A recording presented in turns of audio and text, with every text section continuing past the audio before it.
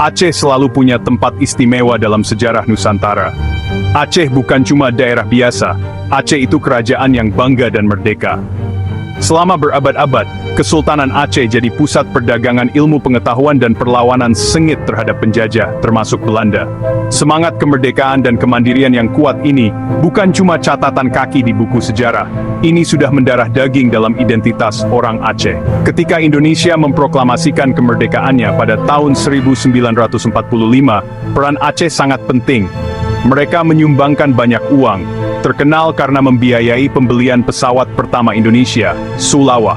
Sebagai balasan atas kesetiaan ini, ada pemahaman tidak tertulis, janji dari para pendiri bangsa, termasuk Presiden Soekarno. Aceh dijanjikan otonomi khusus, terutama hak untuk menerapkan hukum Islam atau Syariah di wilayahnya sendiri. Tapi, saat Republik Indonesia yang masih muda mulai memusatkan kekuasaannya, janji ini seolah memudar. Pada tahun 1950, status Aceh sebagai provinsi istimewa dicabut dan digabungkan ke dalam Provinsi Sumatera Utara yang lebih besar. Keputusan administratif ini di Aceh dilihat bukan cuma sebagai perombakan birokrasi, tapi sebagai pengkhianatan besar yang akan bergejolak selama bertahun-tahun, menjadi dasar bagi perlawanan yang lebih terorganisir. Pendorong utama meningkatnya ketidakpuasan di Aceh selama era Orde Baru di bawah Presiden Soeharto adalah ketidakadilan ekonomi. Aceh adalah tanah yang diberkahi dengan sumber daya alam yang melimpah. Cadangan gas alam minyak bumi terutama di wilayah Lok Sumawe. Namun, kekayaan yang dihasilkan dari sumber daya ini tidak kembali kepada rakyat Aceh. Sebaliknya, kekayaan itu disedot ke pemerintah pusat di Jakarta. Perusahaan multinasional raksasa bekerja sama dengan negara mengekstraksi kekayaan ini. Penduduk lokal seringkali tetap dalam kemiskinan, hanya bisa menonton dari pinggir saat tanah leluhur mereka dieksploitasi.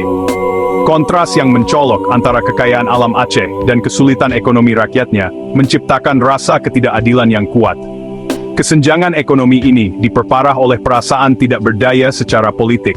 Keputusan yang memengaruhi Aceh dibuat ratusan mil jauhnya di Jakarta. Pemimpin lokal tidak punya banyak suara. Dan segala bentuk perbedaan pendapat cepat dan seringkali keras diredam. Janji otonomi khusus terasa seperti omong kosong. Orang Aceh merasa mereka telah menjadi warga negara kelas 2 di tanah mereka sendiri. Kekuatan intelektual dan ideologis di balik gerakan Aceh Merdeka tidak diragukan lagi adalah Hasan Muhammad di Tiro, atau lebih dikenal sebagai Hasan Tiro. Dia bukan pemimpin pemberontak biasa yang muncul dari medan perang. Tiro adalah seorang intelektual yang berpengetahuan luas dan berpendidikan tinggi, keturunan pahlawan nasional Aceh, Cik di Tiro. Dia telah tinggal di luar negeri selama bertahun-tahun, menjalankan bisnis yang sukses di Amerika Serikat, dan memiliki pemahaman mendalam tentang hukum dan sejarah internasional. Waktunya jauh dari Aceh memberinya perspektif yang unik, memungkinkannya menganalisis hubungan antara Aceh dan Jakarta melalui lensa gerakan dekolonisasi. Argumen utama Hasan Tiro sederhana namun radikal. Dia tidak melihat konflik itu sebagai gerakan separatis di Indonesia. Sebaliknya, dia membingkainya sebagai perjuangan untuk dekolonisasi. Dia berpendapat bahwa Aceh selalu menjadi negara merdeka, dan bahwa masuknya Aceh ke Indonesia setelah penarikan Belanda adalah tindakan ilegal kolonialisme Jawa. Dia meneliti dengan cermat perjanjian dan dokumen sejarah, menyajikan kasus bahwa kedaulatan Kesultanan Aceh tidak pernah secara sah dialihkan ke Republik Indonesia. Kembali ke Aceh pada tahun 1924, Tiro mulai menanamkan benih ideologinya di antara lingkaran kecil pengikutnya. Dia adalah sosok yang karismatik, seorang pendongeng ulung. Dia menyajikan kemerdekaan bukan hanya sebagai pilihan, tetapi sebagai satu-satunya jalan yang terhormat dan logis ke depan. Dia memanfaatkan kebanggaan dan identitas Aceh yang mendalam, meyakinkan banyak orang bahwa mereka bukan pemberontak, tetapi patriot yang merebut kembali bangsa mereka yang dicuri.